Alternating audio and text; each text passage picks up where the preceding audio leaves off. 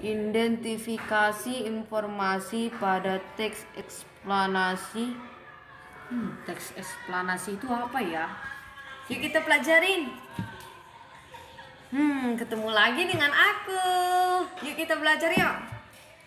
Teks eksplanasi ilmiah adalah teks eksplanasi yang menerangkan suatu proses yang bersifat ilmu pengetahuan alam seperti gejala alam, terjadinya pelangi, proses arus listrik, dan sebagainya.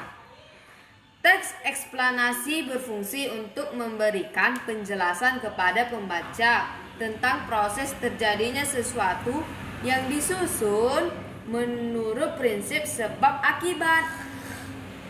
Teks eksplanasi terdiri atas pernyataan umum atau yang disebut pembuka, deretan penjelas atau yang disebut isi, dan penutup yang disebut juga kesimpulan. Bagian pernyataan umum berisi informasi singkat tentang apa yang akan dibicarakan atau diinformasikan. Bagian deretan penjelas berisi urutan uraian atau penjelas tentang proses dari peristiwa yang terjadi dan dijelaskan secara bertahap atau berurutan. Bagian penutup adalah kesimpulan yang berisi interpretasi atau pendapat singkat penulis tentang topik yang dijelaskan. Jadi dari teks bacaan itu kita bisa mengambil teks eksplanasi ilmiah adalah teks yang menerangkan suatu proses.